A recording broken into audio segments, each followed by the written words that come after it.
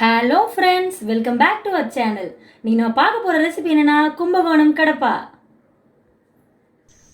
வீடியோக்குள்ளே போகிறதுக்கு முன்னாடி இது வரைக்கும் நீங்கள் நம்ம சேனலை சப்ஸ்கிரைப் பண்ணலனா கீழே இருக்கிற ரெட் கலர் சப்ஸ்கிரைப் பட்டனை கிளிக் பண்ணி சப்ஸ்கிரைப் பண்ணிக்கோங்க. பக்கத்தில் இருக்க பெல் ஐக்கானை கிளிக் பண்ணி ஆல் என்ற ஆப்ஷனும் சூஸ் பண்ணிக்கோங்க. அப்போ தான் நம்ம போடுற எல்லா வீடியோட நோட்டிஃபிகேஷனும் உடனுக்குடனே உங்களை வந்து சேரும். இப்போ வாங்க வீடியோக்குள்ளே போகலாம். கும்பகோணம் கடப்பா செய்கிறதுக்கு ஒரு பேன் வச்சுக்கோங்க. அதில் தேவையான அளவுக்கு எண்ணெய் சேர்த்துக்கலாம். இப்போ எண்ணெய் நல்லா சூடாகட்டும். எண்ணெய் நல்லா சூடாயிடுச்சு. இப்போ சின்ன துண்டு பட்டை, 3 லவங்கம், சின்ன பிரிஞ்சி இலை சேர்த்துக்கலாம்.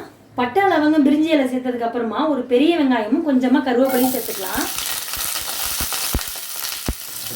வெங்காயம் சேர்த்து நல்லா மிக்ஸ் பண்ணி விட்டுருங்க.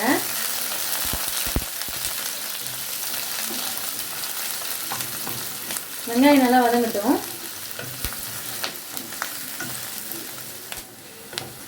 வெங்காயம் நல்லா வதங்கிடுச்சு. இப்போ தக்காளி சேர்த்துக்கலாம். ஒரு பெரிய தக்காளி எடுத்துருக்கேன், அதோட சேர்த்துக்கோங்க.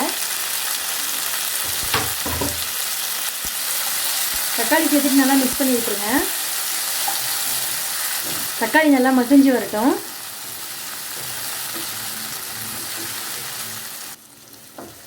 நம்ம சேர்த்த தக்காளி நல்லா வதங்கிடுச்சு. இந்த ஸ்டேஜில் ஒரு 1/4 கப் சிறுபருப்பு எடுத்து நான் வேக வச்சுருக்கேன். அதை இது கூட ஆட் பண்ணிக்கலாம்.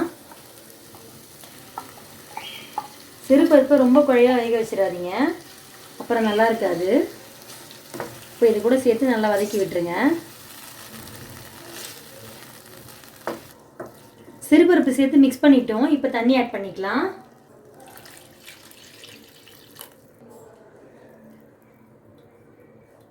தேவையான அளவுக்கு தண்ணி சேர்த்துக்கோங்க.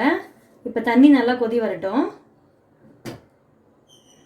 தண்ணி ஆட் பண்ணதுக்கப்புறமா உருளைக்கிழங்கு சேர்த்துக்கோங்க. கும்பகோணம் கடப்பால உருளைக்கிழங்கு சேர்ப்பாங்க. நான் இன்னைக்கு சேர்க்கல, நீங்கள் சேர்த்துக்கோங்க. இப்போ நல்லா கொதிக்கட்டும். இப்போ நம்ம ஒரு மசாலா ரெடி பண்ணிக்கலாம்.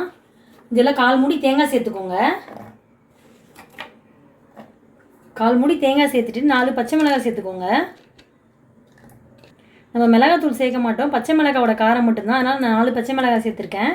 நீங்கள் காரம் கம்மியாக சாப்பிடுவீங்கன்னா கம்மியாக சேர்த்துக்கோங்க, அதிகமாக சாப்பிடுவீங்கன்னா அதிகமாக சேர்த்துக்கோங்க. 1 ஸ்பூன் இஞ்சி பூண்டு பேஸ்ட், 1 ஸ்பூன் சோம்பு, 1 ஸ்பூன் பொட்டுக்கடலை, 1 ஸ்பூன் கசகசா, இது எல்லாத்தையும் இதில் ஆட் பண்ணிடலாம்.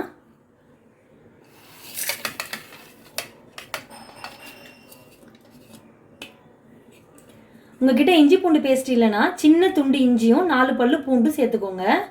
இப்போ இதை அரைச்சிக்கலாம். பருப்பு நல்லா கொதிச்சிட்ருக்கு. இது கூட மஞ்சத்தூளும் உப்பும் ஆட் பண்ணிக்கலாம். நல்லா மிக்ஸ் பண்ணி விட்டுருங்க. நல்லா கொதிக்கட்டும்.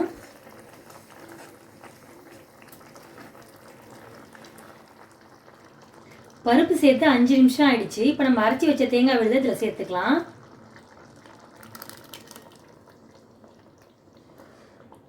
கொஞ்சமாக இது கூட தண்ணி ஆட் பண்ணிக்கோங்க. தண்ணி ஆட் பண்ணிட்டு நல்லா மிக்ஸ் பண்ணி விட்டுருங்க.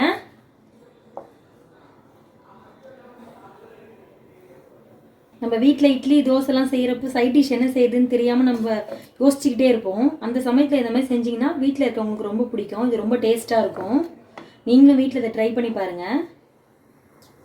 தேங்காய் சேர்த்துட்டு ரொம்ப நேரம் கொதிக்க விடாதீங்க. ஒரு 2 நிமிஷத்துக்கு கொதிச்சதுன்னா போதும். 2 நிமிஷம் கழித்து நம்ம பார்க்கலாம். 2 நிமிஷம் நல்லா கொதிக்க விட்டாச்சு. நம்ம கும்பகோணம் கடப்பாவும் சூப்பராக ரெடி ஆகிடுச்சு. நீங்களும் வீட்டில் இதை கண்டிப்பாக ட்ரை பண்ணி பாருங்கள். எப்படி வந்திருக்குன்னு கமெண்ட் செக்ஷனில் சொல்லுங்கள். இந்த வீடியோ உங்களுக்கு பிடிச்சிருந்துச்சுன்னா லைக் பண்ணுங்கள், ஃப்ரெண்ட்ஸ் கூட ஷேர் பண்ணுங்கள், மறக்காமல் சப்ஸ்கிரைப் பண்ணுங்கள். தேங்க்யூ.